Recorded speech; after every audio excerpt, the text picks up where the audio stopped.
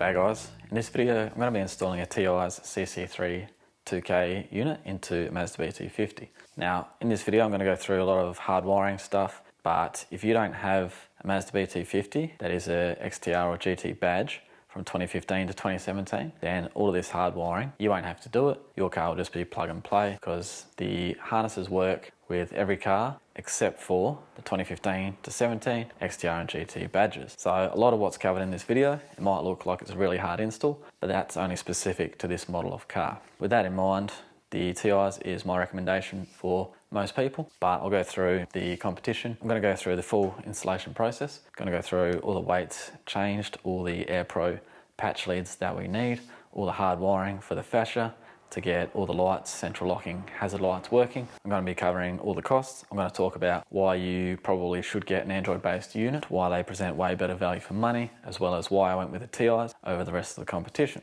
After that, we'll go through a brief little overview of the screen and what it looks like and how it operates. I'm not going to do a detailed dive into the operation because there's a lot to cover and a lot of flexibility with these sorts of screens. So with all that being said, it's going to be a really long video, especially when we get into the wiring diagrams, because I want to make it as simple for other people to follow as possible. And some people might take a little bit longer to understand wiring, so I'm going to be real clear about it. Whether you just want to see the comparison of the different Android units available, or you just want to see the install or the wiring of the fascia, there are chapter marks down below because it is a long video. So let's get into it.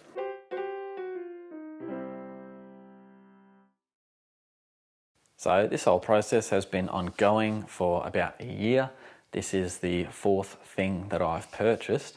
I originally purchased the T'eyes unit only to find that it doesn't work with this specific model of car. I then returned it, then I went for premium head units and they were unable to provide a harness, so I ended up cancelling that, and then I bought the Kenwood unit. There's a video about that install above, but that was a piece of crap. It didn't work the way it was supposed to, which was to mirror my phone so I could use it as an Android-based unit. And then I saw on the T'eyes Australia website they had the following slideshow. Now what this is someone that has got the T'eyes unit to work in a GT badged BT-50. So when the Kenwood unit was no good, I decided to repurchase the T'eyes. Even though this wiring diagram is not very good, it lacks a lot of detail and clarity, I thought it would be enough to get me going. So again, I just want to reiterate that with every other car, there won't be a requirement for terminating and cutting wires and live testing. All you got to do is plug and play. It's just with this car, it's a lot more difficult because for some reason, Mazda provided a different harness to match the Polaris head unit that was installed from factory, which was a piece of crap. So the reason I wanted to install the head unit was because the factory one was crap. It was unresponsive, it was slow, it was laggy, it didn't register where your fingers touched properly, and the maps were all out of date, and they try and charge you ridiculous amounts of money to upgrade it. I wanted an Android-based unit because I wanted to access the Google Play Store. Specifically, I wanted access to Explorers. On top of that, there are other things like HipCamp or WikiCamps that would be a lot better to just access on the car display. So that's why I wanted an Android-based unit. They are better value for money. They are more flexible. Just think of it like a tablet that's built into your screen, as opposed to things from Sony, Kenwood, Pioneer, Alpine. All they really do is give you a bigger, brighter screen with Android Auto. Android Auto and Apple CarPlay are really limited. You only get access to apps like Spotify, YouTube, Waze, Google Maps, etc. And even then, things like Google Maps are not as good on Android Auto as they are on your phone. For example, you don't get your heads-up speed displayed on Android Auto, whereas you do when you're running Google Maps direct from the Play Store. These sorts of head units come with storage, so they have SSD storage and RAM. It is better than all these other audio head units in basically every single way.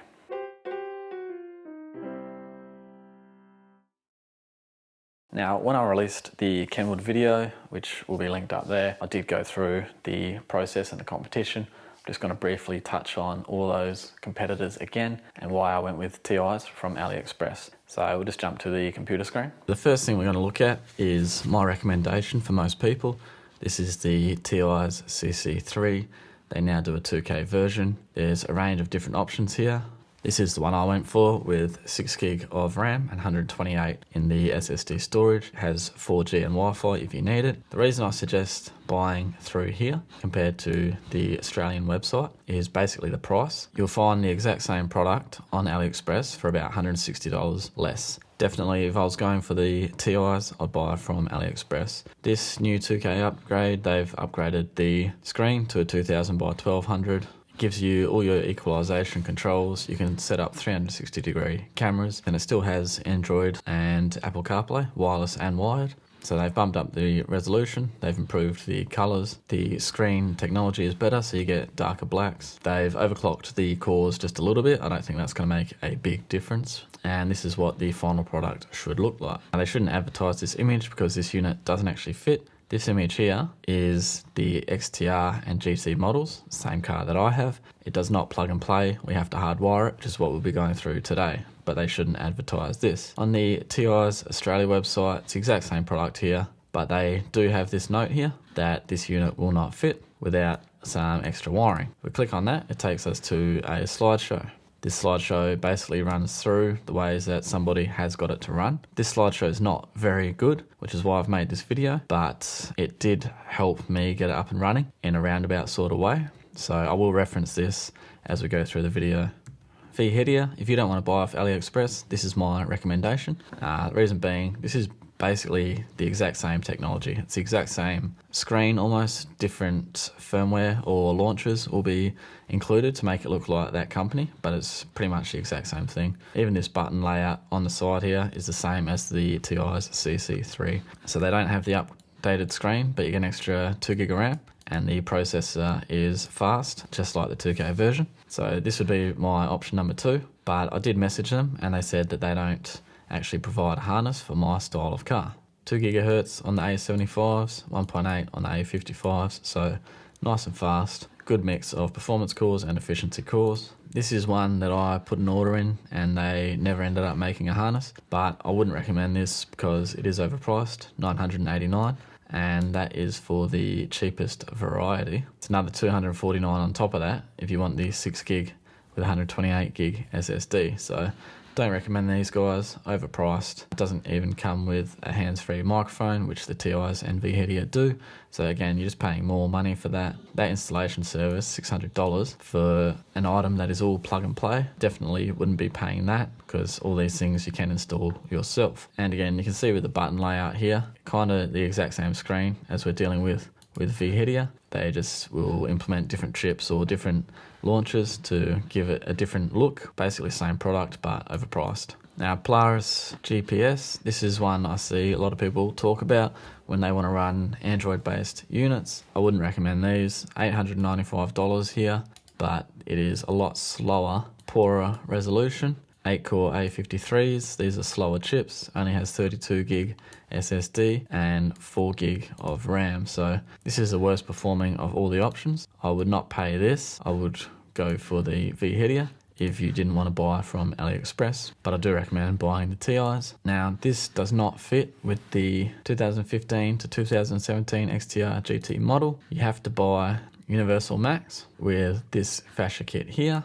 So $400 there, plus the Universal Max is $895. So you're looking at just under $1,200 there. And this Universal Max is a bigger floating screen design. I hate that sort of design. But not only that, it has the exact same ordinary specs using that 8-core A53, so it's the slowest chip, 4GB RAM, 32 storage, and it's going to cost you about $1,200. So definitely do not recommend the Universal Max for this model of car. The BT-50 Max, if you don't have the GT or XTR, is a lot better value because you don't have to add that $400, but it is not good value given the slow processors, the poor screen, the low storage on the unit, and the low RAM count without an option to upgrade. And lastly, this is what I did have installed. Do not rate the 10.1-inch floating display, and look at what they try and charge for this. Normally $1,800. You can often find it for about $1,500, but even at $1,500, this is way overpriced. Drove around with this for about 2 months and there is nothing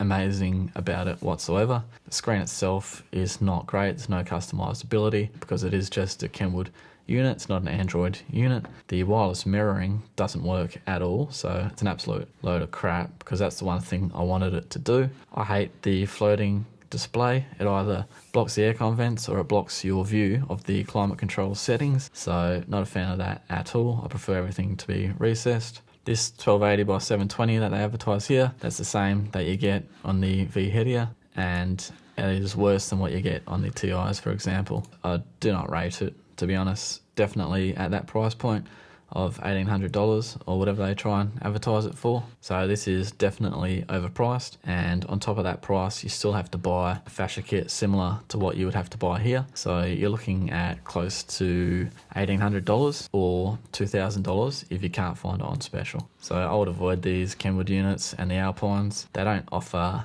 anything really that you can't get from the TIs, and the TIs gives you full access to the Google Play Store.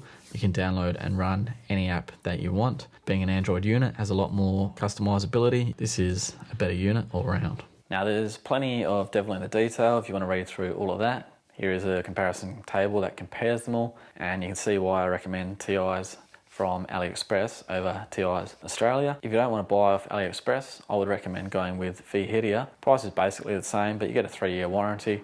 You get an extra 2 gig of RAM. If you don't want to buy what I've got here, the T'eyes CC3, then I recommend going for Vhedia. I would avoid premium head units because look at that cost for the exact same product. It is way overpriced. Doesn't even include external hands-free microphone, and I wouldn't be paying that sort of money for something that is exactly the same as the Vhedia and the TIs. As far as Polaris goes, it is a clear loser. It's the worst resolution, the slowest chips, the least amount of RAM, and the least amount of storage. Not only that, they actually charge more for the Universal Max because you have to buy a fascia as well. So as far as I'm concerned, that is probably the worst option you can go for. That is the reason I went for TIs, because you got 128 gig storage, you've got Wi-Fi connection so I can download all my maps. I've got 4G connectivity if I want it. I can put a SIM card into the car. Otherwise, I just hotspot off my phone. We've got a lot of RAM to run apps simultaneously. We still have access to our wireless Android Auto or Apple CarPlay. I normally use it wired anyway because I'm charging the phone, but it does work wirelessly. The screen is better, it's built in, it's not blocking aircon vents, it's not blocking climate control, so it's better than these floating 10.1 inch displays like the Universal Max and the Kenwood unit that I took out. And it comes with a reverse cam if you want it. It comes with a microphone and all these other little goodies as well. Now you'll notice in the table some of these prices don't match the website. That's because once you include taxes and shipping and stuff like that, or in the case of the Universal Max Polaris, that is the price of the fascia on top. I actually haven't included shipping in that, so it could be even more than that $12.95 listed. So after all that, my recommendation, T'eyes CC3 2K, go the 6 gig 128 gig RAM just for future proofing. If you don't want to do that off AliExpress, then go for the Vhedia unit. If for some reason you don't want to do that, go for TIs Australia. Avoid premium head units because they're overcharging for the exact same product, and avoid Polaris because they're slow, out of date and overpriced. Whew, it's a lot to take in.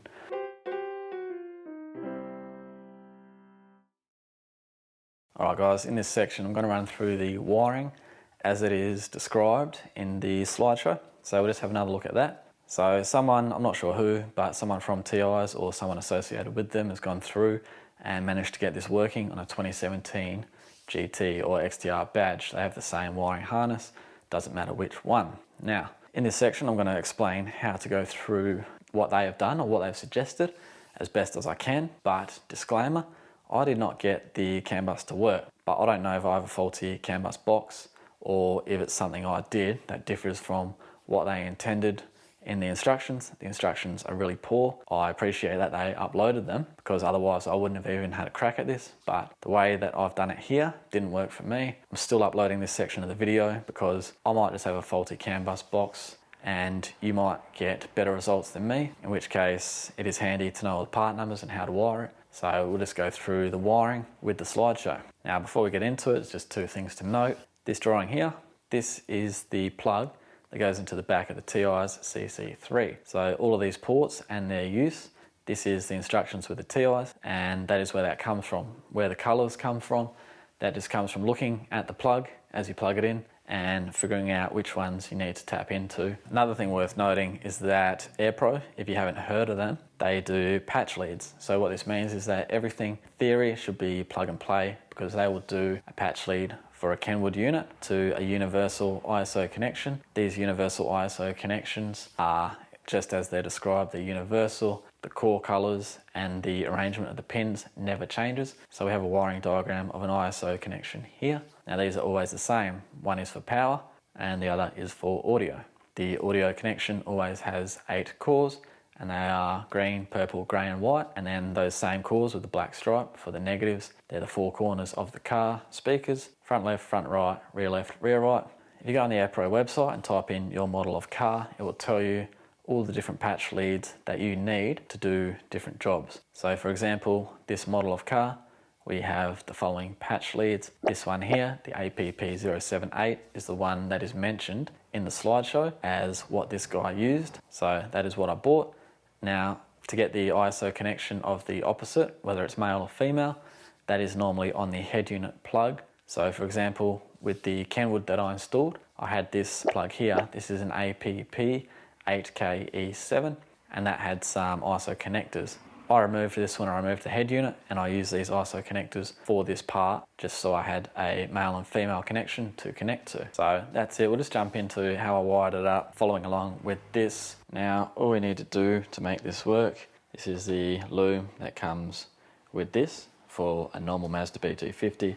Obviously it doesn't fit with the 2015 to 2017 XTR and GT models. This is the original loom. It has this connection goes into the CANBUS. This plug here, this is the one that connects into here. Now you can keep as much length as you want on all these cores, but basically everything off this other plug that would go to a normal Mazda BT-50 is cut and removed. So that portion of it we don't use at all. So we're left with these cores here and the ones that go off to the CANBUS. This plug goes into the unit itself. This one here, 8 pins. This is plug C here on the drawings. So that is the CANBUS connection, which goes just in there. All of these cables we need to join to an ISO connection. The connector that we need is from Aerpro. This is the APP078. These two connectors are universal ISO connectors. This orange one here is for our audio, and the black one is power. So you have 2 pairs here, purple and purple with a black stripe, grey, grey with a black stripe, white, white with a black stripe, and green, green with a black stripe. These 4 pairings are 4 speaker combos. These core colours match up with some of the core colours here. So you've got your 2 greens, your 2 whites, your 2 greys, and your 2 purples.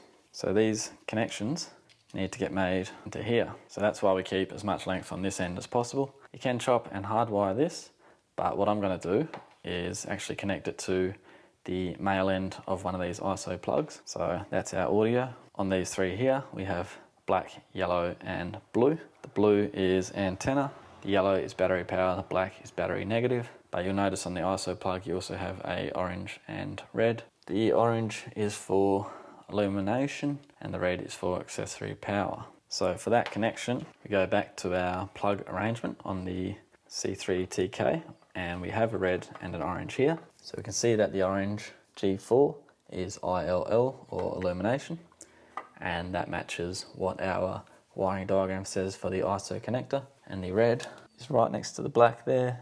It's number 3, and that is the accessory power, which matches what we have on the ISO termination drawing.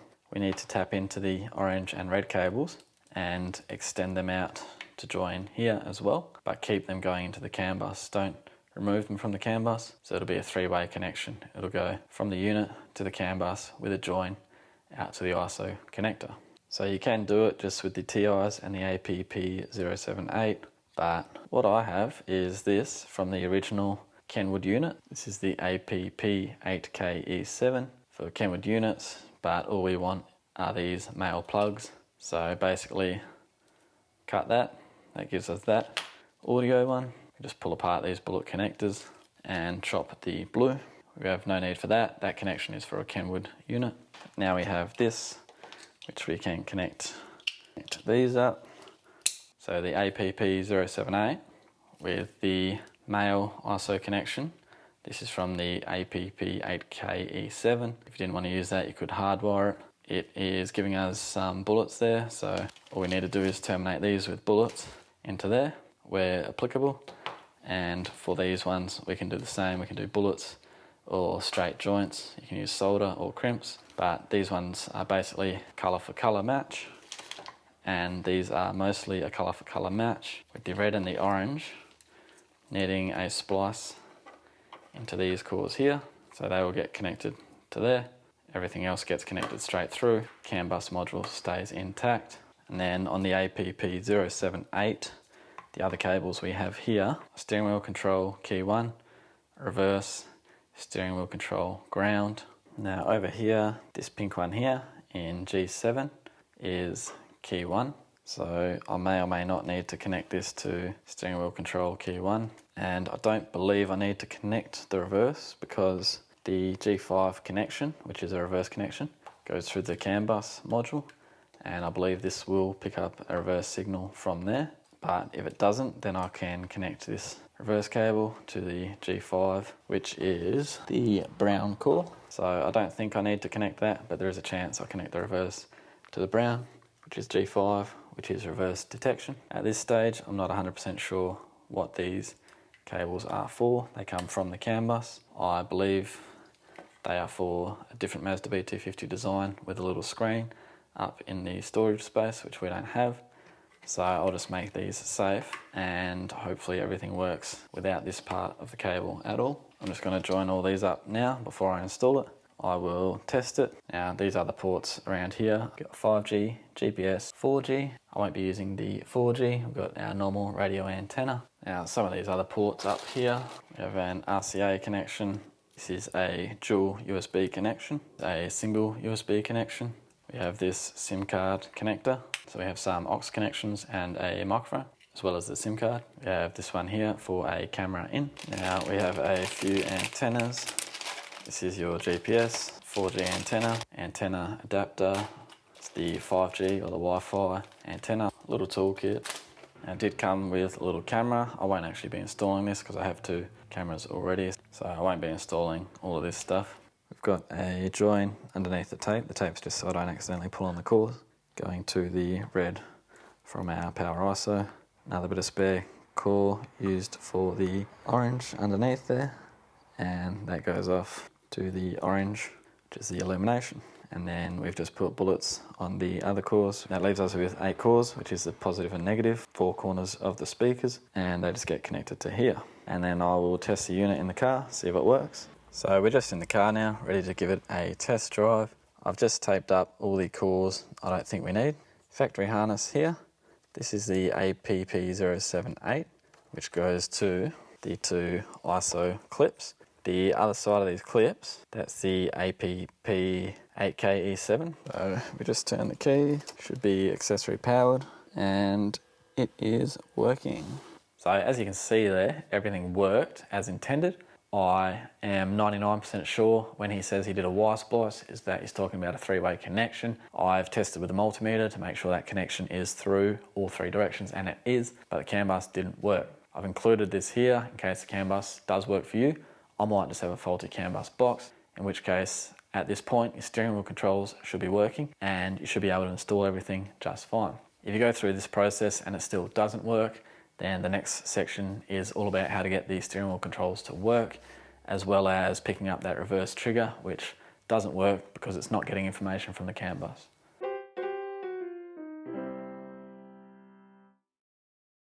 So I managed to get the unit powered on. Everything was working just fine. The only issue was that CANBUS and the steering wheel controls. So I started looking at this slideshow that this guy has uploaded from the T'eyes Australia website, and I noticed this here, and instantly I thought that is not the APP078 and that is not the T'eyes CANBUS unit.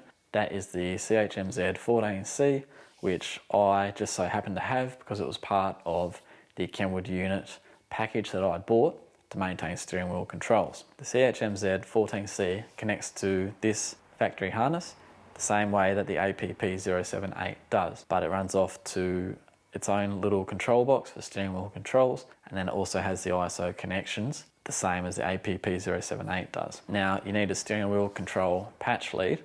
I had one to suit the Kenwood, and when I wired this up to the key 1 of the unit, the volume started going up uncontrollably. So I went out and bought this universal steering wheel control patch lead. This is the APUNIPL2, cost me $11.99. I installed this into the back of that CHMZ14C, and this comes with a key 1 and a key 2. So all I had to do was connect these to the key 1 and key 2 cables from the back of the CC3 2K port. It has 2 cores there with little rubber caps on them, labelled key 1 and key 2. Take them off and connect them. It also has a ground connection, which I spliced into ground. Even though it worked without this being connected, I decided to connect it anyway, just so there's less loose cable lying around. I had to get the car to learn the steering wheel controls through the settings, and I'll go through that a little bit later in the overview. Still didn't have CANBUS control, as in the car wouldn't recognise the outside temperature when the doors are open, the handbrake. It didn't have access to those sensors, but had steering wheel control. Unfortunately, I still didn't have reverse trigger, so I did a 3-way connection onto the existing reverse detection cable, which is the brown cable in this port here from the back. So I just made another connection to that, and I ran it out into my CHMZ14C. Now when the car is on and in reverse, it automatically defaults to the reverse camera down low. So this plug is the one that goes into the back of the unit. So this is the T'eyes harness. It has this little attachment. This is a plug for CANBUS communication. CANBUS doesn't work for me, but I'm plugging it in anyway, just in case somehow it's fixed through firmware or something like that. This other plug here is for the CANBUS box, which is this one provided by T'eyes. And this part here, I think is not needed. It goes to a different type of BT-50 that has a little screen up in the storage compartment. The instructions don't actually say what he does with these cores. The ones that we've cut, the green one and the white one. The other 3 go to this plug, but I've just made them all safe. I don't think we need them, but I'm not 100% sure. Where the normal plug would be, I've cut them and joined them to these ISO connectors. I had these from the Kenwood unit, APP8KE7, but otherwise you could just hardwire them. The other side, those ISO connections, they're from the CHMZ14C. So I had that already as well for the Kenwood install that I did, but that just gives us steering wheel controls, and the ISO connection, it also connects to the Mazda BT-50 harness for the 2015 XTR. That's this plug here, that connects to our main harness in there. Then with that steering wheel control box, I got rid of the Kenwood steering wheel control patch lead and bought the universal one, APUNIPL2, and that comes with a key 1, a key 2, a ground and a 3.5mm audio jack. That jack I've just taped up to make it safe.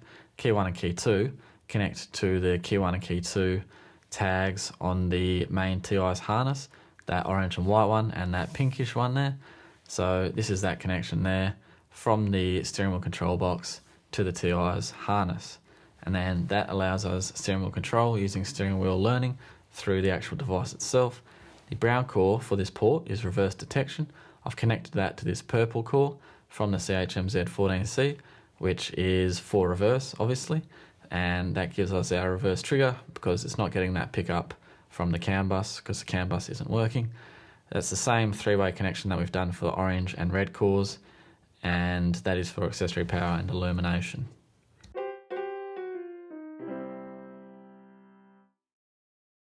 Okay, so one of the best things about these units is that you can upload everything that you want with all this offline storage. But before you do that, you just want to check if you need a firmware update. Instructions recommend doing a factory reset before you install new firmware. So before I get into anything, with the power on, just going to do a factory reset and then update the firmware. So I'll just show you how to do that. Now just make sure you get the firmware for your unit. So this is a CC3 2K. Download that onto your computer. There is a tutorial about this as well. In the tutorial it says that your USB flash drive should be FAT32. You can see my SD card is actually EXFAT. That works as well. So if you've got EXFAT, that's fine. Now I accidentally dropped the zip folder in there. You need to unzip it. So this portion here is what should be on your SD card or USB flash drive. It's the unzipped portion of that first file we downloaded. Factory reset first. Here's the instructions for that. The passcode is 168 when you need to get in there to do the factory reset. So you go through user and then you go into settings, and 168 is the password, and this will give you the option to do the factory reset. So go through that whole process here. Now it will take quite a long time to reboot. So this is at about 8 times the speed at the moment, just waiting for it to reboot. It does take time, you're just going to have to wait for it to work. And one thing I forgot to mention is you can check your system information, and you might not need a firmware update depending on when it was shipped to you and what's been released in the meantime. But in my instance, I do need a firmware update.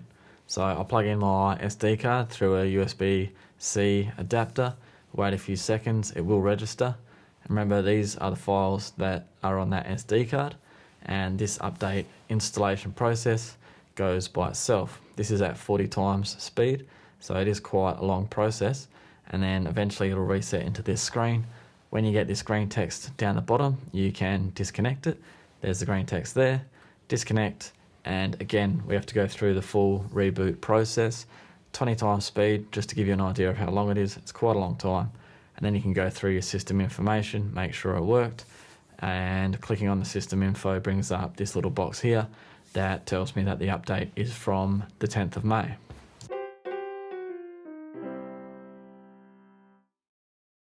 So here we have the 3 fascias. In the middle is the factory one, on the right is the one that comes from T'eyes, and on the left is the Aerpro one that is supplied from the people at Automotive Superstore and other companies.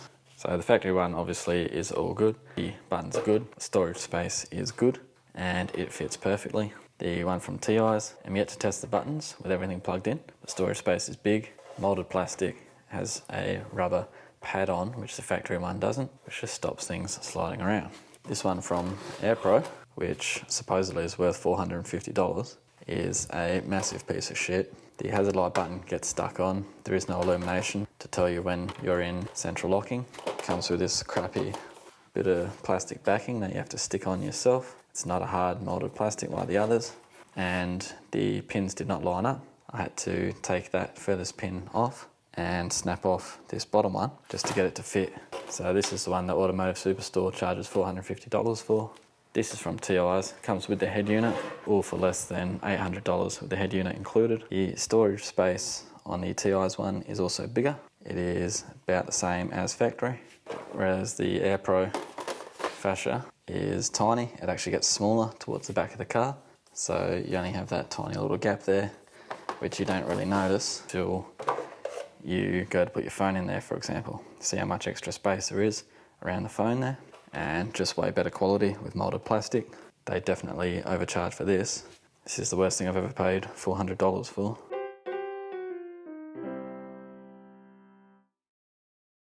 Alright guys, so for the fascia controls, we have these 2 plugs behind the fascia. We have a green and a brown. Green is for hazard lights, brown is for central locking. But from the T'eyes fascia, we have this little plug here. So we need to know what each core is for. Now, in the instructions on this slideshow, he only mentions using 4 cores, although he only explains where 3 of them go. Another instance where the instructions are really poor. But what I've done is kind of using what he's put, as well as using the workshop manual that I've got, I was able to figure out what each colour should go to. So the 5 cores from the T'eyes unit are the hazard light switch, the central locking switch, we've got the negative, we've got an illumination circuit, and we have a 5th core, which is another illumination, that comes on when your central locking button is pressed. So using the following drawings from the workshop manual, we can see our pin arrangement and our core colours. So I'm just going to run through how I sort of figured out what is meant to go where and which ones you need to cut and join to which. So we'll just jump into that now. From the car we have 2 connectors, a green and a brown. The brown is for central locking, the green is for your hazard lights. You can see there's terminals 1, 2, 3 and then 4, 5, 6 on the bottom. They are marked, I'm not sure if that's coming up, but brown cable, terminal 3, I've left connected. I've cut terminal 2, which was this black, that was a negative. You can take a negative from either of these connectors. I used from the green. And then terminal 6 is another brown, and this is the trigger for the hazard lights. So that has gone to the red core. So the red core is the trigger for the hazard lights from the new fascia, and we can see those are working. Then we got the white, brown and the orange. The white core, this is the trigger wire for the central locking. So that is joined to this brown core from terminal 6. That lets the central locking operate. You see the brown core above it from terminal 3. That's an illumination feed. So I've cut that and joined that to the orange. which is the illumination for the fascia. Maybe you can see the illumination coming on the hazard light and the central locking.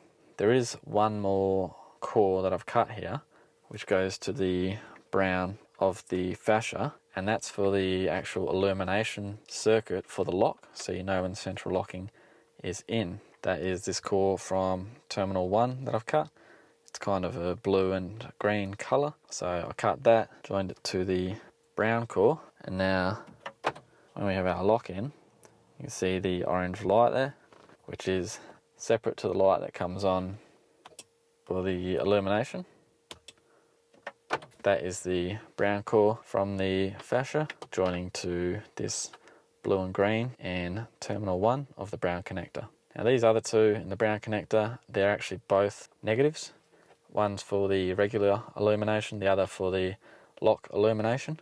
This is already picking up a negative that we took from here, but if you want, you can cut these plugs out completely, join all your negatives together. Don't join all your browns together, because some of your browns are trigger wires. They're actually brown with a yellow stripe, they're not fully brown.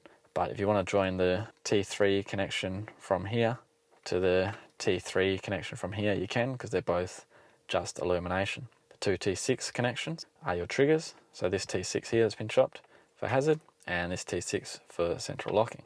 So hopefully that all makes sense. I'm just going to tidy up these joins, do them properly, tape them up, and I'll probably just cut these out and join these negatives together. There's no point keeping these connectors back here, and there's enough length on there just to terminate anything. If for any reason I want to revert it back to factory, I can connect these plugs up again and revert it back to a factory setup. So here's the final look before I tape these up to make them safe. I've just done them in inline joints, and I've used all the negatives, and I've joined up the dash light feeds as well.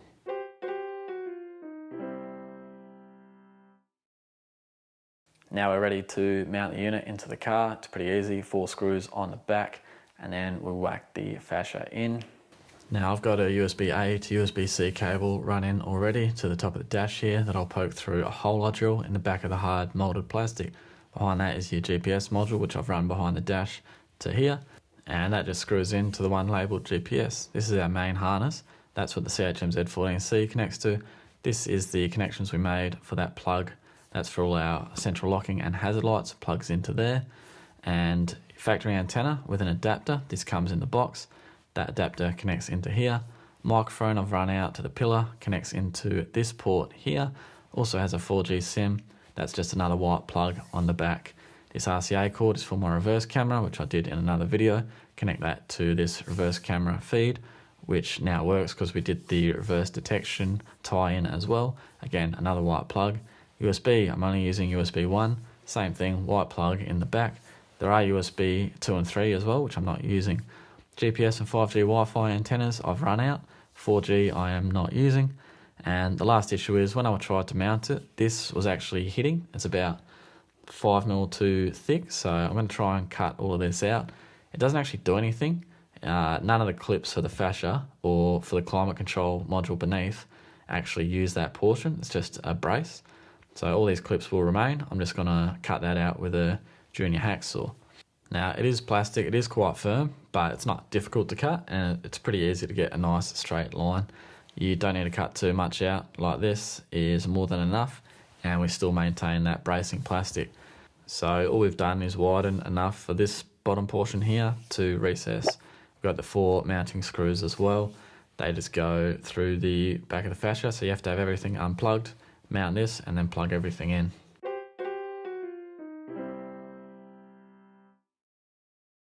This is one issue, is that the controls appear on the left-hand side because it is for a left-hand side drive car, and you got your full controls just like I did on the Kenwood unit, and it is the exact same setup. So Android Auto, you just have the same apps that you normally have access to. It's very limited in what you do. The only reason it started in Android Auto is because that's what I had when I was navigating before, so I could use Google Maps because I'm not using a SIM card. Otherwise, what I can do is use maps through here. I just have to hotspot my phone. So this button here for navigation. So I'm not going to give a full rundown of everything. It is an Android device, so you have access to apps like you would on a normal Android device. Over here, here are all your apps. You can use the Play Store to download things. You can see I've got Explorer as Traveller, HipCamp, I've got WikiCamps, the Red Vision. I haven't managed to get this working yet, but I'm hoping I can get this working, and then I can see the charge on the battery in the back via Bluetooth without needing to look at the Red Vision display, but I haven't got that working yet. You can either hotspot your phone or connect it to your home Wi-Fi and download everything. You can use apps with offline storage because the unit itself has storage. You're not relying on your phone at all. You can even buy a SIM card for this. As you can see, you've got full access to everything. Now this is where the CANBUS should be. This is what the settings should be for the CANBUS to talk to the BT-50, but it's not working on this car. I'm not sure if it's just my car and I've received a bad CANBUS box, but we've got steering wheel controls set up because we've got that universal steering wheel control lead that we connected to steering keys 1 and 2. We can use this function here. I'm not sure what this column is on the far left. Then you've got your up and your down buttons. With the up and down buttons, there's only a short press function. You can't do a long press. So you press what you want it to do, hold the button on the steering wheel, and then you press the function you want it to learn. So I want the volume up to be volume up, which it already is, and then volume down. This is our right arrow here. Now on this one you can have a short press and a long press. So this box on the left is for short press. So on the right I want to change that to skip song. And the long press I'll make play pause. And then this is a voice assistant, but I don't like that one. Voice assistant would be a handy shortcut to have, but unfortunately it's the TI's inbuilt voice assistant. You can't change it to become Google Assistant, but we can make this long press the radio. This last column should be for the center button on the steering wheel, but I cannot get that to operate. So at the moment I've got volume up, volume down, and I've got short press right and left, long press, play pause, or radio. So I'll play around with that as I figure out what all the buttons do and how I prefer it to operate. You can see the steering controls are working. Now on this screen here, we have access to the reverse camera. This will pick up when the car is on. It won't get a feed at the moment because the camera doesn't have a feed. There is this 3D model driving thing which I don't like, so I'll just leave it on maps. I've changed all my apps down here to ones that I actually find useful. You can do a split screen setup. Power conditioning, you can change how much each button is worth. So for example, the difference between 10 and 11. At 60 the difference will be pretty big, so I'll just stick that a little bit lower. So I've got more fine tuning between the different power levels. Just change this driver's door position to the right hand side. And you do have these multi-touch gesture operations, which is good because you can change the volume and the track, for example. But because we have the steering wheel controls to do that, I'm going to turn that off. So what this allows us to do is use apps like Explorers and actually zoom in and zoom out. When you have the multi-touch gesture on, it doesn't register properly because if you're using 2 fingers to pinch, it will think that you're trying to change volume, for example. So you need to turn that off to work these mapping apps properly. But this is brilliant. This is all offline maps. I had it hooked up to the Wi-Fi before to get all these maps, and now I can run this off the car forever, not relying on the phone at all. It has its own GPS, which we ran up to here. And if I need to update for any reason, I can hook it up to the hotspot on the phone or to the home Wi-Fi. That is why I wanted this sort of app. I can plan a whole trip on a nice big display, and I can have this going as I'm driving. I can track where I go and it will give me a map or a breadcrumb path. This is what I wanted to achieve on the Kenwood, but the wireless mirroring for Android didn't work, and I'm really happy with this whole design built into the fascia. It looks so much better, like it came with the car. It is a bright screen, it is super responsive, and overall, after only 2 days with it so far, but I'm really happy with the way it's going. And you can edit this, you can add things, you can remove them. I've just got a few things, Red Vision I might get rid of if I can't get it to work. I just use this as my assistant. So anyway, that's the basic look of the car. So you can see I've moved the controls to this side of the car by changing that driver's door position. So now everything is flipped. This is a lot better, a lot closer to what I did want. You can change your layout to have the navigation closer, or you can have the media closer to the driver. If the car's on and I go in reverse, the full screen goes to the reverse camera. The maps here, this is Google Maps as it would be on an Android device. So not through Android Auto. This, in my opinion, is better. It shows your current speed and stuff in the bottom corner. Android Auto doesn't do that. So to use this version of Google Maps, which is straight through the Play Store, you just need to hotspot your phone because you need a connection for it to be able to search addresses, even though the GPS works without internet connection. Or you buy the 4G SIM card for it, and then you can use this Google Maps, which I think is better than the one that comes in Android Auto. You can get Spotify straight through the unit, so you're not using through Android Auto through your phone. Because we have 128 gigabytes of storage, you can store stuff on the actual unit itself. It'll be fine offline, even without your phone. So much flexibility in this, and it is just so much better than that Kenwood unit. It has full access to any app that you want, which I think is the biggest benefit.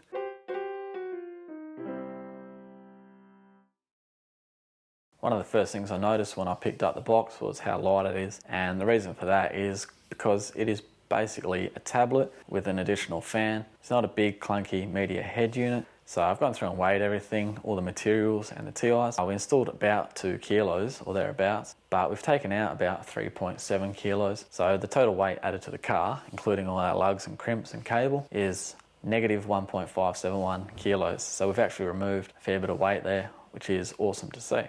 Now, as for the total cost, the T'eyes after shipping and taxes was $828, and all the Aerpro parts listed up here, these are the ones that I needed in the end. But if your CANBUS works, you won't need the CHMZ14C. You can replace that with the APP078, and the price will be a little bit less. So hopefully the CANBUS works for you, which makes this whole install a little bit easier. But otherwise, the total cost is about $940 something.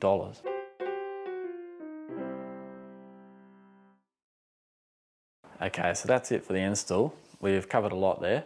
Hopefully that first setup worked for you and your CANBUS worked, in which case you didn't need to go through the second part. The steering wheel controls though, and the reverse trigger and everything does work with a few different parts. I'm super happy with the way it looks so much better than the Kenwood unit. But not only that, the fascia has a larger storage space. The buttons are not sticky, there is a light for the central locking, and the screen is flush, it's not blocking the aircon vents. The whole thing for less than $1,000. It is a better screen than the Kenwood. It is more responsive and quicker, has more customizability, and is basically better in every single way.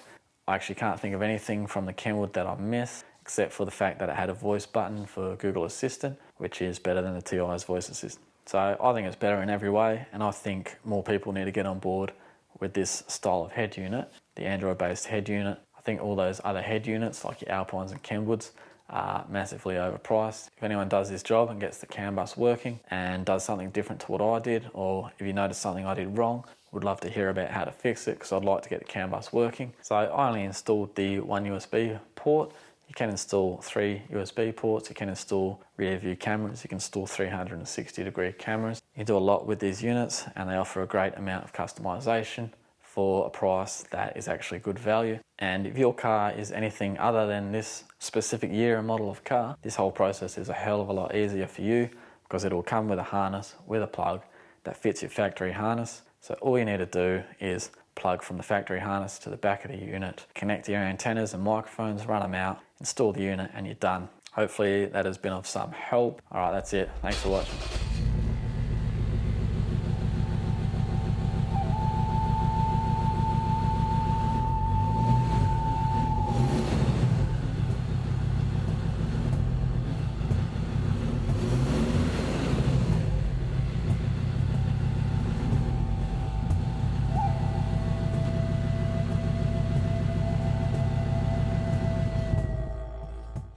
But what will you could access, so I'll probably remain high, but I do in Explorer, so I could run table comparing the he only meant it's not a big clunky bus works, then you know how to, if you CANBUS 360 degree, how to get the CANBUS rear view cameras, front face, rear view